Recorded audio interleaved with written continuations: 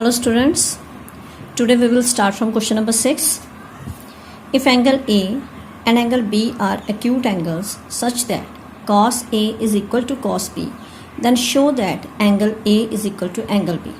What is given कि A और B दो acute angles हैं, मतलब 90 से छोटे angles हैं, such that cos A, angle A की cos ratio और angle B की cos ratio, cos A is equal to cos B both are equal. Then we have to show that angle A is equal to angle B. See, सबसे पहले एक triangle draw कर लेते हैं. अब क्योंकि कहा गया है कि A और B एक्यूट एंगल्स हैं, तो दैट मीन्स ये दोनों एंगल्स राइट एंगल ट्राइंगल के एक्यूट होते हैं. तो एक हम A पॉइंट ले लेते हैं और एक पॉइंट को ले लेते हैं B, और C पे हो गया 90 degree. cos A is equal to cos B दिया गया है और हमने प्रूफ करना है कि A is equal to AB. So let us start the proof. See here cos A is equal to cos B given में है हमारे पास, तो पहले हम cos A की वैल्यू निकाल लेते हैं. इन ट्राइंगल ACB cos A, तो हमारे पास cos किसके इक्वल होता है? cos that is base over hypotenuse. cos की वैल्यू बेस अपॉन हाइपोटेन्यूज. तो एंगल ए की अगर हम बात करें तो इसकी एडजस्टर साइड AC है, तो इसका बेस हो गया AC over hypotenuse that is AB. तो हमारे पास cos A की वैल्यू आ गई AC over AB. Now cos B, अब B एंगल के लिए बेस होगा BC और हाइपोटेन्यूज AB. तो cos B की वैल्यू आ गई. अब as per given cos A is equal to cos B, हमें दिया गया है कि cos A is equal to cos B. अगर cos A cos B equal हैं तो दैट मीन्स इन दोनों की ये रेशियोज भी इक्वल हुई. Therefore AC over AB is equal to BC over AB. अब अगर AB को इधर लेके जाएंगे it will get multiply. So AC is equal to BC into AB over AB. Cancel. So here it comes AC is equal to BC. तो हमारे पास आ गया AC is equal to BC.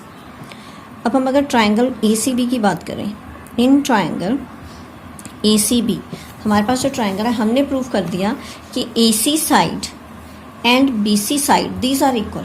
और 9th में हमने एक रिजल्ट किया है कि अगर किसी ट्राइंगल की दो साइड्स इक्वल हों तो उन दोनों साइड्स के ऑपोजिट एंगल्स भी आपस में क्या होंगे? इक्वल होंगे. सो अब in triangle ACB AC is equal to BC.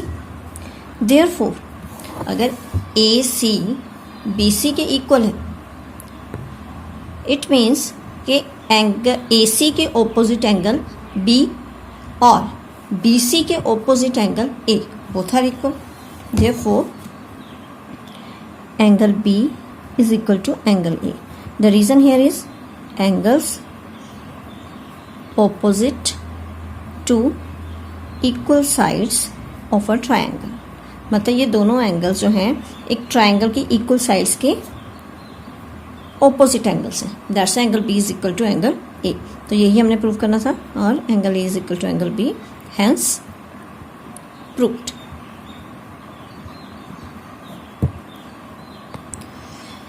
Okay, question number 7. If cot theta is equal to 7/8, then evaluate 1 plus sin theta into 1 minus sin theta over 1 plus cos theta into 1 minus cos theta. And second part cot square theta. अब यहाँ पे जो T ratio दी गई है that is cot theta. तो obviously हमें दो sides की ट्राइंगल की दो साइड्स की रेशियो दी गई है. तो जैसे हमने कल क्वेश्चंस में लास्ट लेक्चर में क्वेश्चंस में किया था, उसमें हमने क्या किया था कि जो भी दो साइड्स दी गई थी तो पाइथागोरस लगा के पहले हम ट्राइंगल की थर्ड साइड फाइंड कर लेंगे. अब जैसे फर्स्ट इक्वेशन है जिसे इवेलुएट करना है उसमें जो टी रेशियो यूज़ हो रही है sine and cos. Third side find करने के बाद ट्राइंगल की हम पहले साइन की वैल्यू निकाल लेंगे, then we will evaluate cos और आफ्टरवर्ड वैल्यूज फिल करके हम इस पूरी इक्वेशन को सिंप्लीफाई करेंगे. Now let us start. Here cot theta is 7/8. Cot जो है वो tan का रेसिप्रोकल है, तो हमारे पास tan होता है परपेंडिकुलर ओवर बेस. तो इट मीन्स कॉट थीटा हमारे पास आ जाएगा base over perpendicular. So it is base over perpendicular.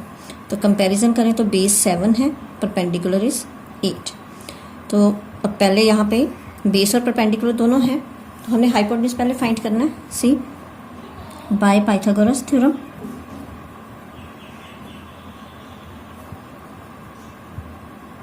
Hypotenuse square is equal to perpendicular square plus base square.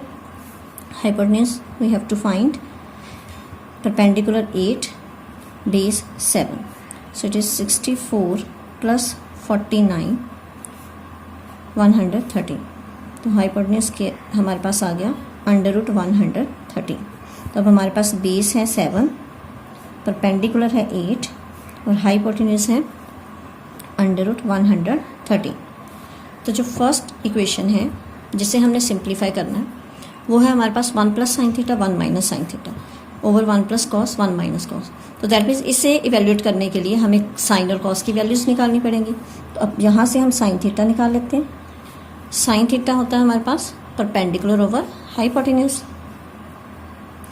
तो दैट मीन्स साइन थीटा हमारे पास हो गया perpendicular 8 over hypotenuse under root 130। Cos theta that is base upon hypotenuse. तो cos theta हो गया हमारे पास 7/130। अब जिस इक्वेशन को हमने सिंप्लीफाई करना है that is 1 plus sine theta into 1 minus sine theta over 1 plus cos theta into 1 minus cos theta. पहले इक्वेशन को सिंप्लीफाई कर लेते हैं। ऊपर हमारे पास है 1 प्लस साइन 1 माइनस साइन। तो अगर कंपेयर करें this is related to identity a plus b a minus b. तो a plus b into a minus b हमारे पास किसके इक्वल बनेगा a square minus b square. तो ऊपर a plus b a minus b तो ये बन गया 1 square minus sine square theta. इसी तरह नीचे 1 प्लस कॉस है 1 माइनस कॉस तो सेम आइडेंटिटी दोबारा यूज़ हो गई। तो ए square minus b square a हमारे पास 1 square minus b cos square theta.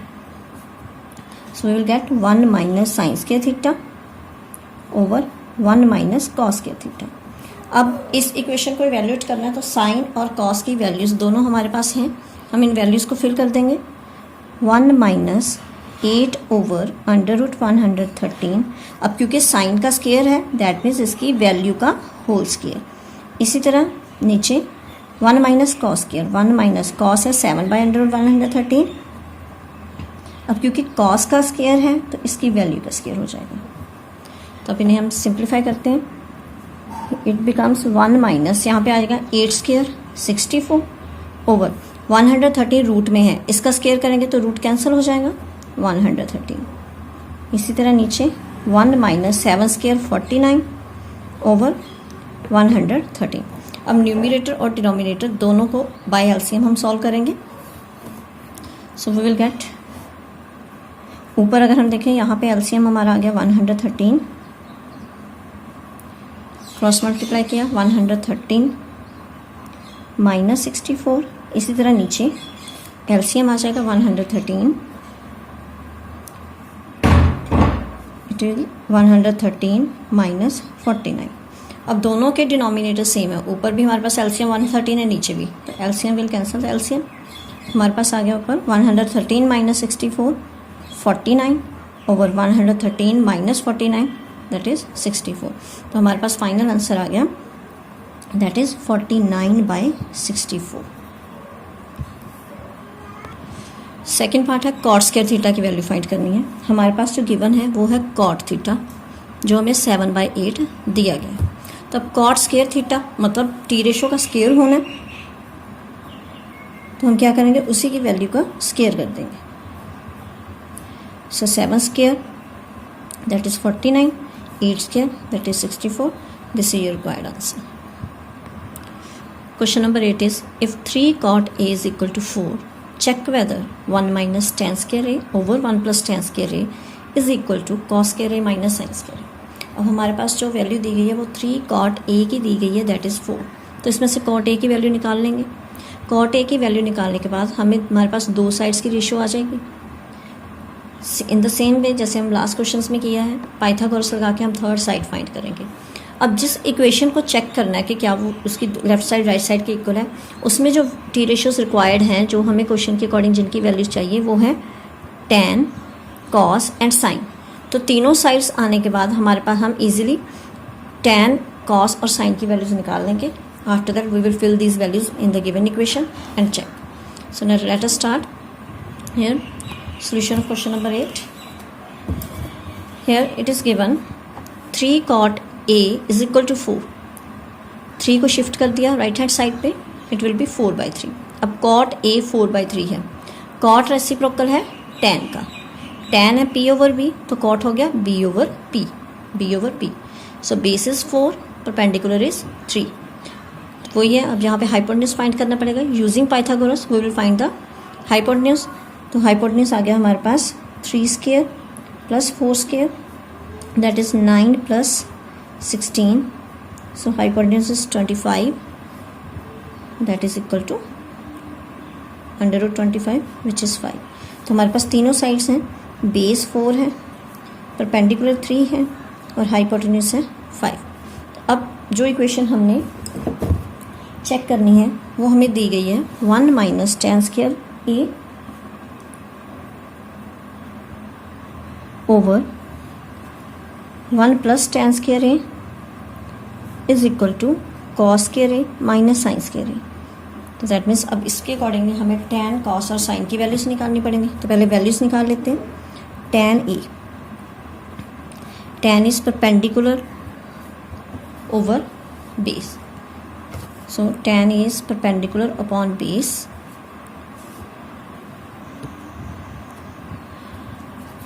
So we will get perpendicular is 3, base is 4। cos की वैल्यू चाहिए, cos A हमारे पास आएगा, cos A हो गया base over hypotenuse, base is 4 over hypotenuse 5, और sin A की वैल्यू आ जाएगी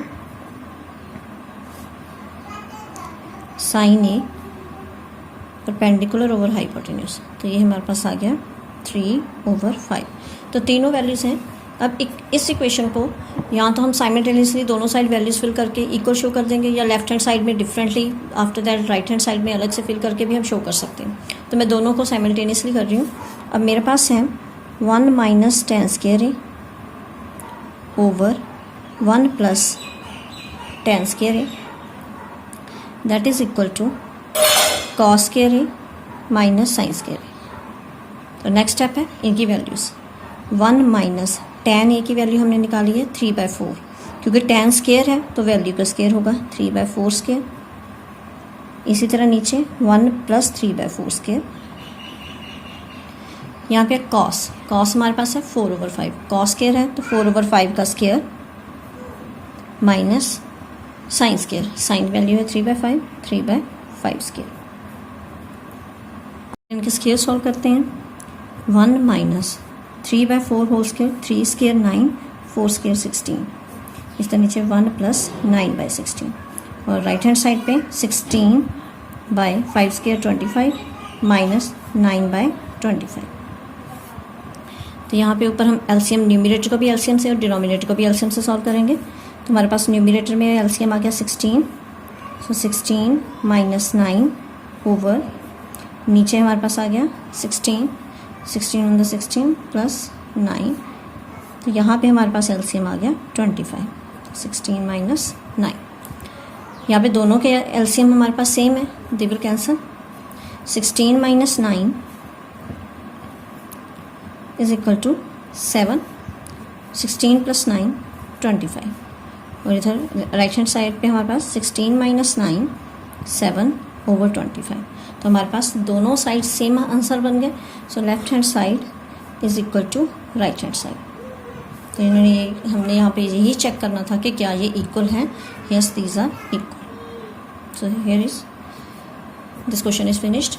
सो it is enough for today's lecture.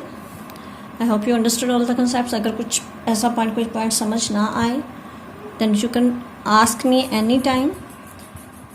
Thank you and have a nice day.